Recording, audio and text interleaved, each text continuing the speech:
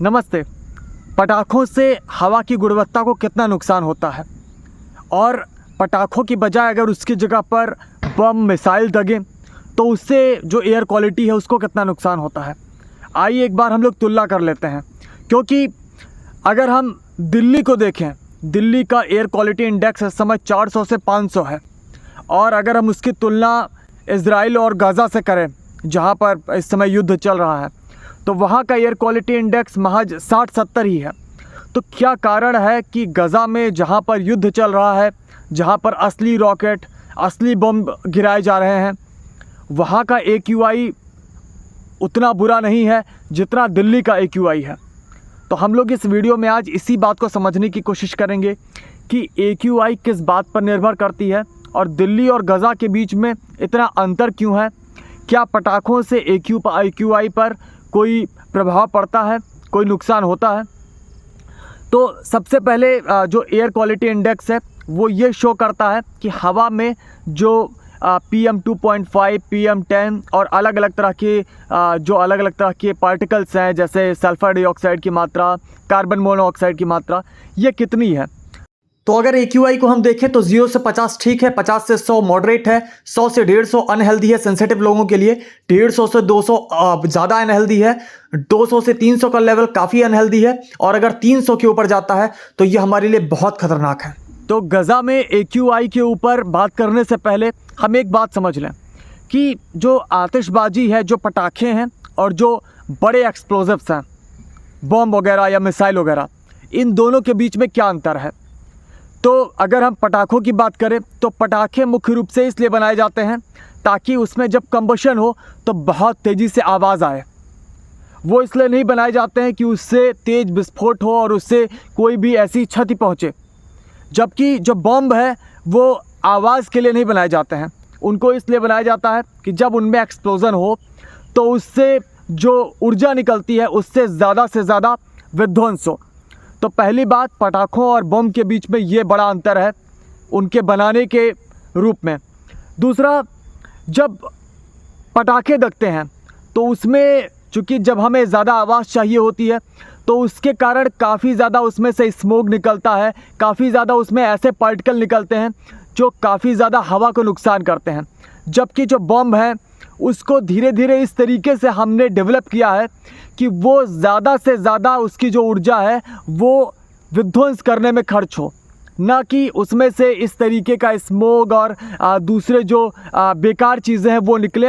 तो बम को अलग तरीके से बनाया गया है। तो इस कारण से भी पटाखे जो हैं वो हवा की गुणवत्ता पे थोड़ा ज़्यादा असर डालते हैं अगर उसकी तुलना बम से करें। पर चूँकि बम काफ़ी बड़े होते हैं, उसमें काफ़ी ज़्यादा एक्सप्लोजिव यूज़ होते हैं, तो पटाखों की तुलना में वो फिर भी ज़्यादा नुकसान पहुंचाते हैं। अब हम एक बार गौर करें गाज़ा के जो स्थिति है उसके ऊपर। तो गाज़ा जो है वो समुद्र के किनारे है, लगातार वहाँ पर तेज़ गति की समुद्री हवाएँ जो हैं वो उस स्थान पर चलती रहती हैं। युद्ध में उतने ज़्यादा एक्सप्लोजिव्स का यूज़ नहीं किया जाता है कुल मिलाकर अगर हम देखें, जितना अगर एक दिन में जैसे दीपावली के दिन पटाखे दगा दिए जाते हैं।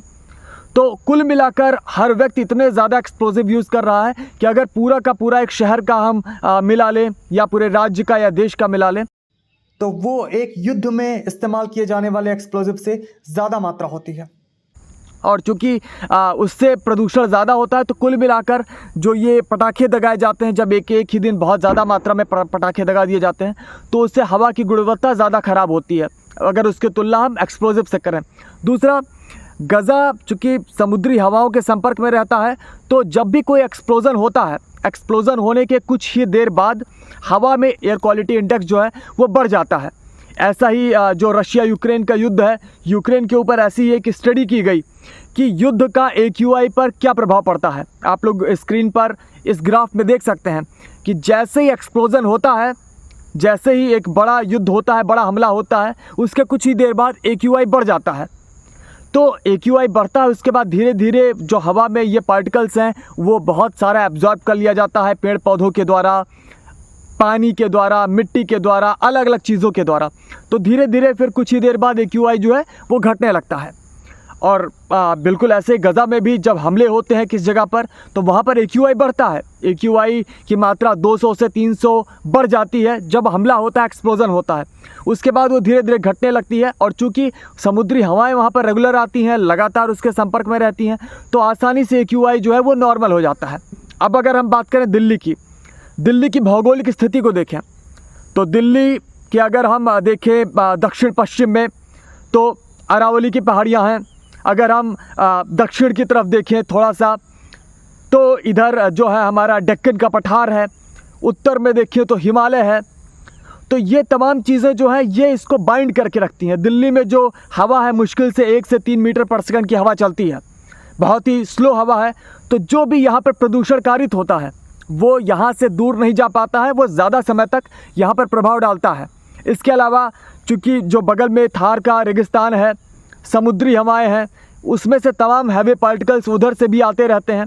तो जो भी प्रदूषण यहाँ पर होता है, चाहे वो मरुस्थलीय हवाओं से हो, या फिर वो पटाखों के कारण हो, या फिर वो पराली जलाने के कारण हो, या फिर जो तमाम व्हीकल्स हैं, गाड़ियाँ हैं, उनके माध्यम से हो, फैक्ट्रियों के माध्यम से हो, या जो कंस्ट्रक्शन हो रहे हैं उसके माध्यम से हो, वो लंबे समय तक यहाँ बने रहते हैं। और इस कारण से भी, और दूसरा जो तापमान है वहाँ पर, ह्यूमिडिटी है, ये तमाम चीज़ें भी असर डालती हैं AQI के ऊपर।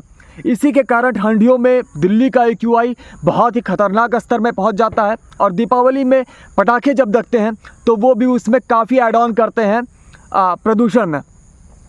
तो ऐसा नहीं है कि पटाखे जलाने से AQI उतना नहीं बढ़ता है, AQI काफ़ी ज़्यादा बढ़ता है। और दिल्ली जैसे जगह पर या भारत में अलग अलग ऐसे तमाम जियोग्राफिकल लोकेशंस हैं जहाँ पर उसका असर देर तक देखा जाता है।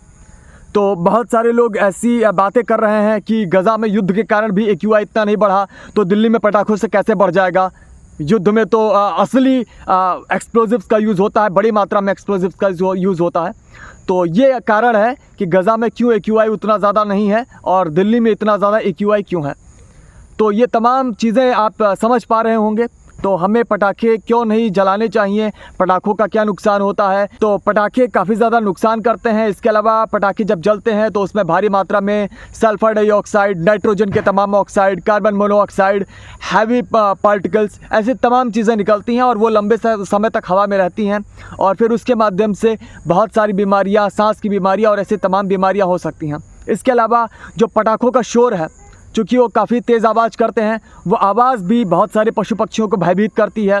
वो आवाज़ बहुत सारे जो बुज़ुर्ग लोग हैं या रोगी हैं उनको भी बहुत ज़्यादा प्रभावित करती है। तो इसलिए पटाखे जो हैं वो हमारे स्वास्थ्य के लिए अच्छे नहीं हैं। और हमें ये बिल्कुल भी नहीं कहना चाहिए कि गज़ा में युद्ध होने के बावजूद AQI उतनी ज़्यादा नहीं है तो दिल्ली में पटाखे जलाने से क्या होगा, या भारत में अन्य जगहों पर पटाखे जलाने से क्या होगा। तो आशा करता हूँ वीडियो आपको अच्छा लगा होगा, आपको ये जानकारियाँ पसंद आई होंगी। अगर आपका कोई प्रश्न है तो ज़रूर पूछें, और धन्यवाद तो मैं बोलूँगा नहीं, धन्यवाद आपको कमेंट में बोलना है।